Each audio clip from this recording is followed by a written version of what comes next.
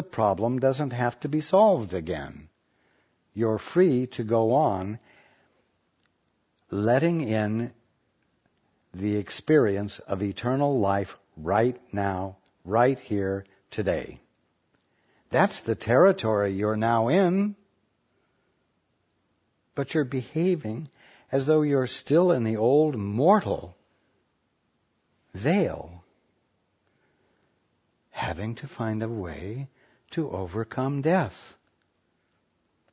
It's self-defeating to try to accomplish something that's already been accomplished for you as though it never was accomplished.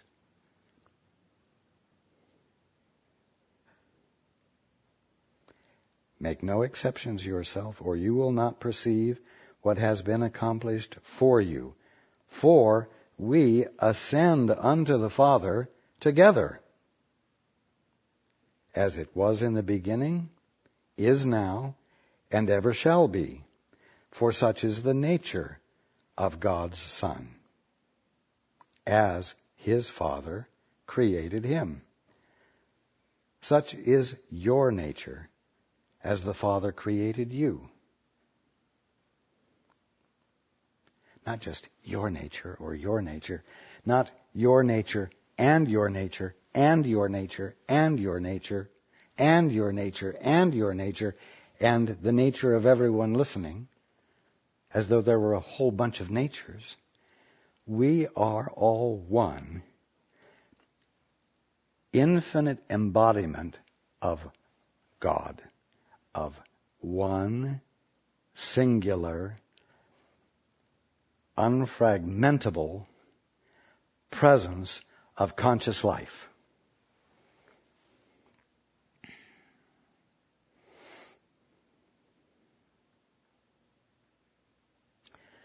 What you're all waking up to is the fact that the whole human condition never happened. The whole dream of mortality never happened.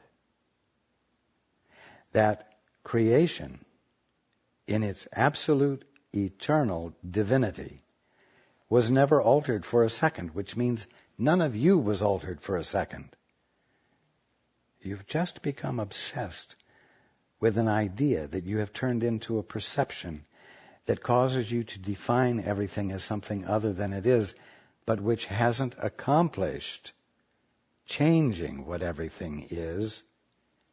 It's just left you demented and deceived. But you can become free of the deception to find out that it never was real. Again, you are neither behind the point of perfection nor advancing toward it. You are at that point, and you must understand yourself therefrom.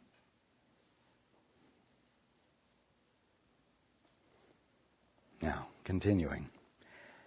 Do not underestimate the power of the devotion of God's Son.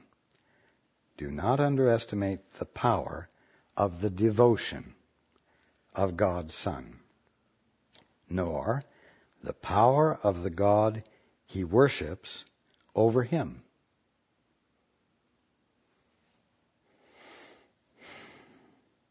This is a key statement.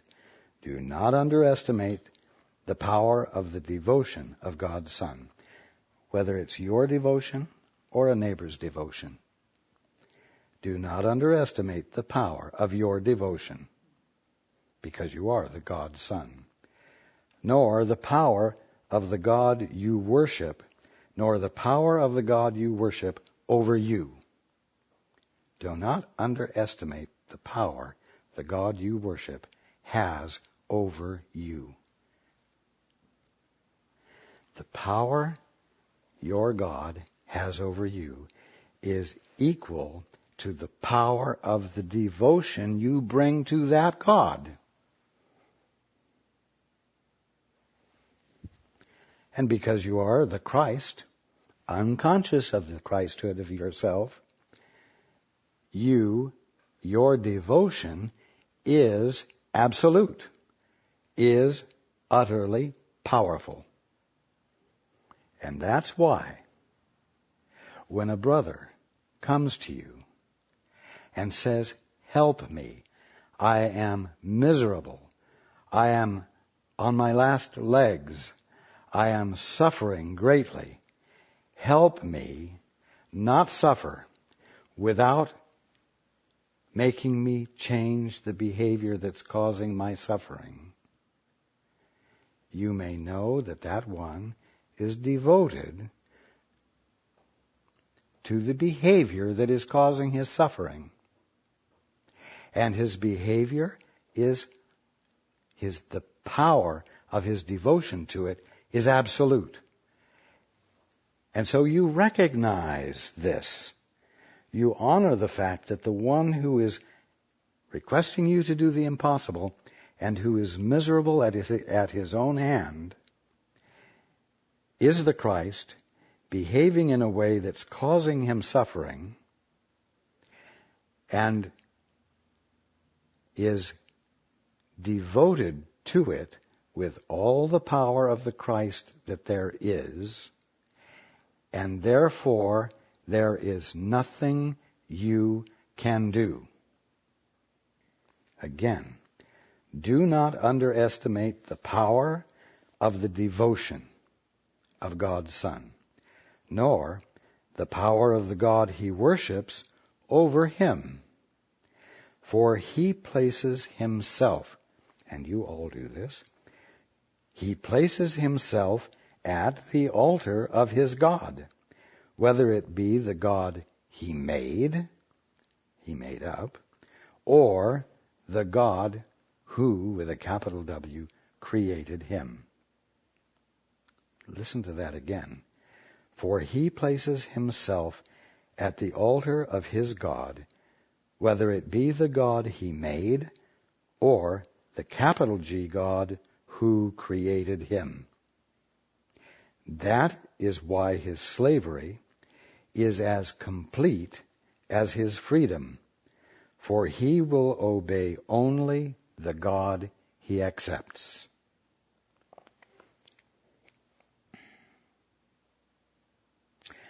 All of you, at one time or another, have or will need to be able to disentangle yourselves from entanglements, messy, sticky, miserable entanglements with those asking for help that cannot be given, who will expect you to try to give it anyway.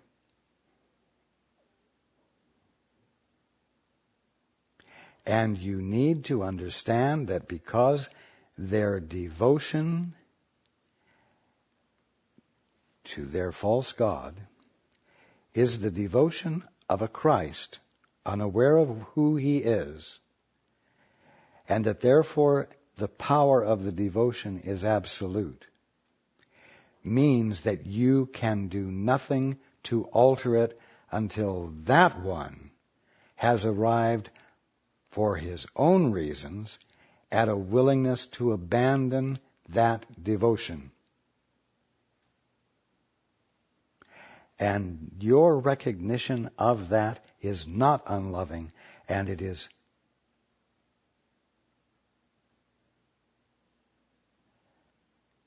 not something you can actually be faulted for, because it expresses utter intelligence.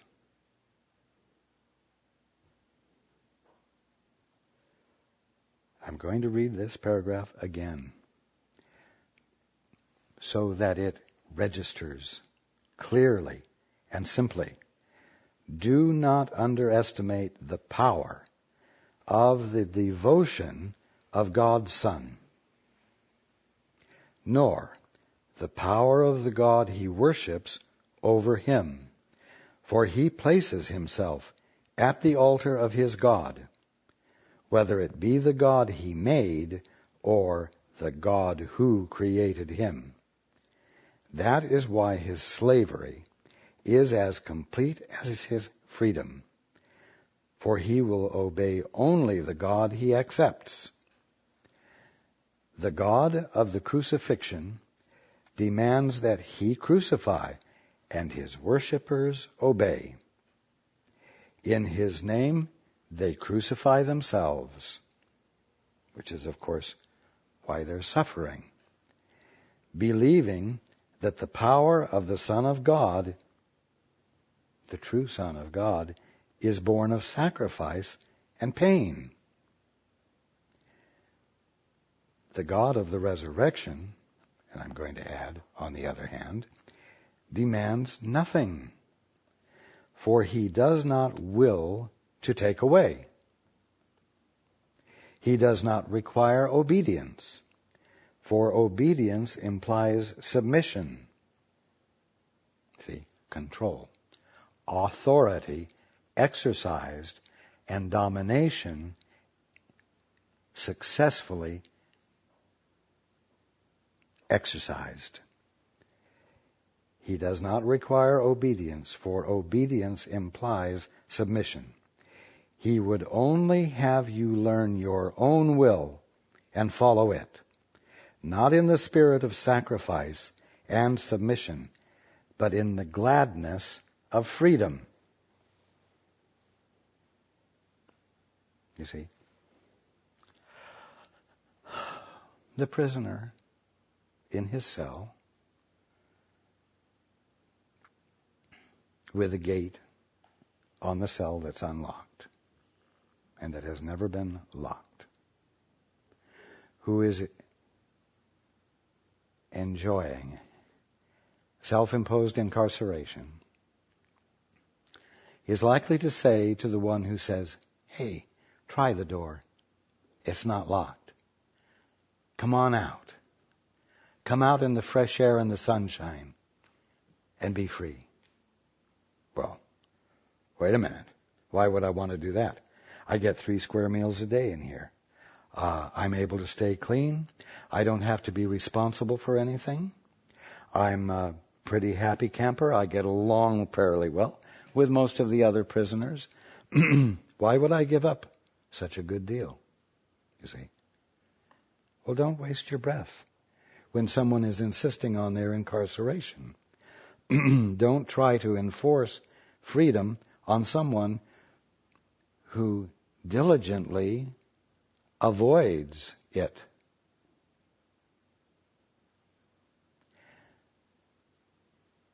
The one inside the cell is the only one who can open the gate.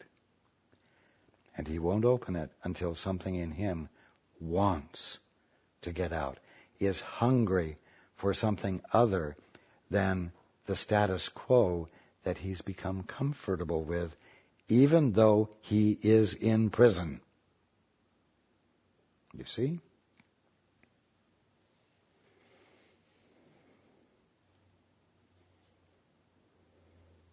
Again, a man convinced against his will is of the same opinion still.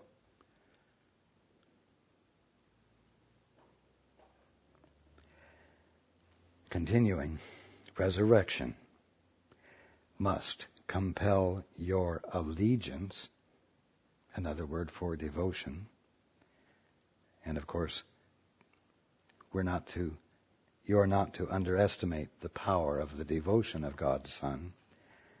Resurrection must compel your allegiance gladly, because it is the symbol of joy. Not because it's the symbol of obedience. Not because it's the symbol of your having been subjected to someone who has a louder voice or more apparent power than you have. Resurrection must compel your allegiance gladly, because it's the symbol of joy. Its whole compelling power lies in the fact that it represents what you want to be. Not what I want for you. Not what anybody else wants for you. Not what anyone else thinks you ought to have. Its whole compelling power lies in the fact that it represents what you want to be. The freedom to leave behind everything that hurts you and humbles you and frightens you, listen to this, cannot be thrust upon you.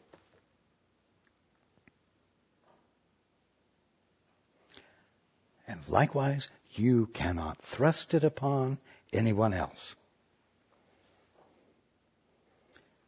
But it can be offered through you.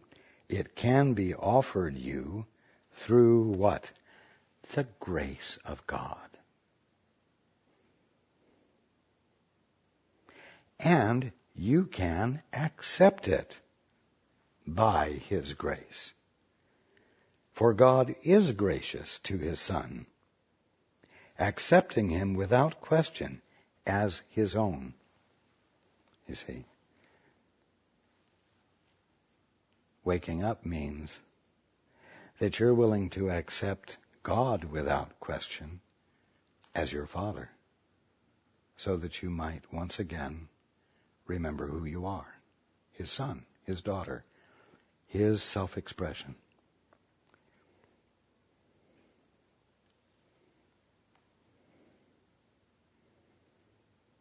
Again, the freedom to leave behind everything that hurts you and humbles you and frightens you cannot be thrust upon you, but it can be offered you through the grace of God. In other words, for no good reason. Just because. Just because that's the way it is. Just because. And you can accept it by His grace. For God is gracious to His Son, accepting Him without question as His own. Who then is your own?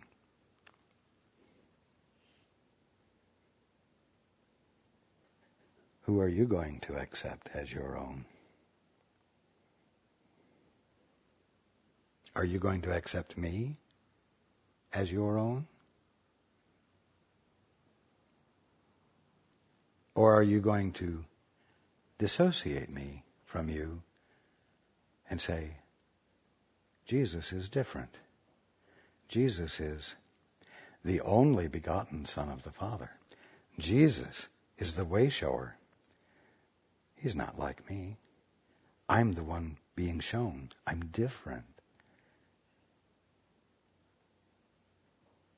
Jesus is the teacher, and I am the student. You see? You see how all of these words provide definitions of inequality? And you use these definitions to ensure that you will not have to remember who you are and embrace your good by grace. Just because it's there for you. Because it's the reality of you. What about your brother and your sister? Even the ones who are insisting upon asking you to help them accomplish the impossible. Are they your own, or are you going to keep them separate? Distinguish them from you.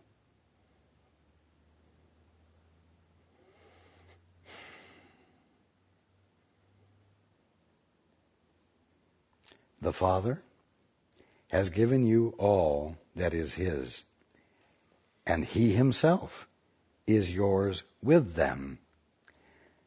You see, it's all a singularity. It isn't a fragmented conglomeration of bits and pieces that maybe were once joined, but aren't anymore, and aren't supposed to be anymore, but they all have something common in their background. No. The Father has given you all that He is, and He Himself is yours with them. He's yours because He's your Father. He is what gives you your identity. He is what is being your existence.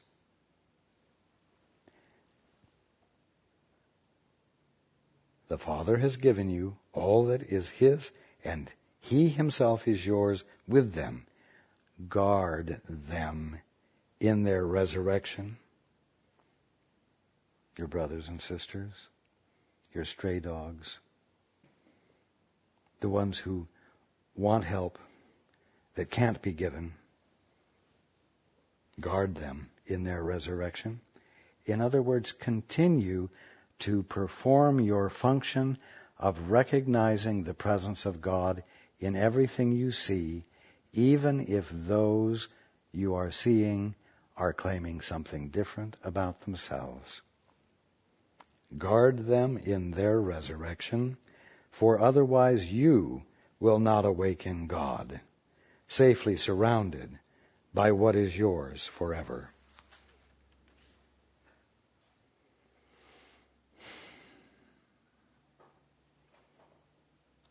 You will not find peace until you have removed the nails from the hands of God's Son and taken the last thorn from his forehead.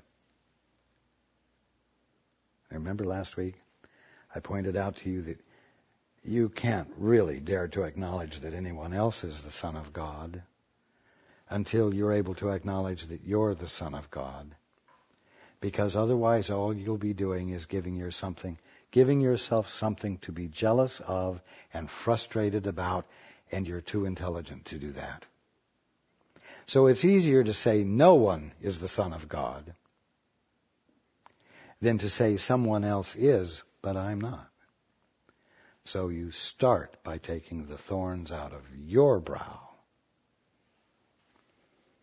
and the nails from your hands that say, in so many words, you're contemptuous. You are worthless. You're a ne'er-do-well, claiming to be something more than you are. No one else is saying this to you. You're saying it to yourself. And you've got to stop. And you have to start apprehending yourself more correctly. You are neither behind the point of perfection nor advancing toward it. You are at that point. The resurrection is already accomplished. Get on with the business of being the embodiment of the deathlessness of life, because that's the arena you're in now. Undo the need for the crucifixion. Crucifixion's past. Resurrection has occurred. Get on with life.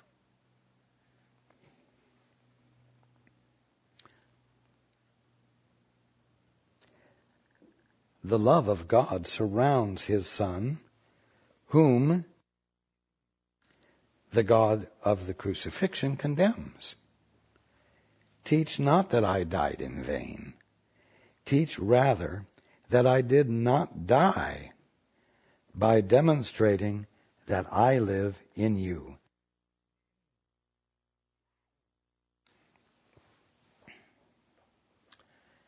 In other words, by demonstrating that you and I are brothers and sisters, we're kin.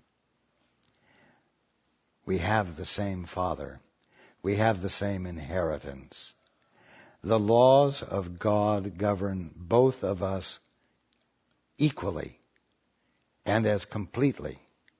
And what I am invulnerable to, you are invulnerable to. You see, it's called being in a new way. Not according to the old historical records. Not according to the old past mutual agreements. You see. For the undoing of the crucifixion of God's Son is the work of the redemption, in which every one has a part of equal value. God does not judge his blameless Son. See? I know the sarcasm comes in. Yeah. I know he loved Jesus. Yeah. My older brother, he loves Jesus better than me. Obviously he loved Jesus, but Jesus, look at me. Jesus, look at my mom and dad who died of this or that. Look at my grandparents who suffered this or that. Yeah, I know God loved Jesus, his son, but not me. And you use your mind in this way to push yourself further and further down into the hole. And the only reason you're in the hole is because of the way you're using your mind. You're saying, I am behind the point of perfection, and I am advancing toward it, and it's a tough row to hoe. It's hard work to advance toward perfection. You see, more words, more descriptions. Yeah, I'm on my way, but it's really hard, and it takes a lot of fortitude. And all the time you're doing this, all the time you're going through these contortions, you're sitting on a grassy knoll in the middle of the kingdom of heaven, not bothering to open up your eyes to see what's really going on, because you are obsessed with your dream. You are obsessed with your definitions, and you confirm them over and over and over. You see, this is your devotion to the God you made.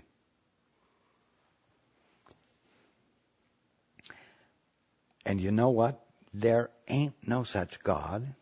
And if you abandon this God, everything will not collapse. And if you let there be the littlest bit of doubt in your mind regarding the validity of this God, and you let there be a little bit of inquisitiveness, a little bit of desire, a little bit of genuine hunger for something new, and a willingness to explore a new way of being instead of rehearsing the old way of being over and over again, you will find the movement of awakening happening rapidly.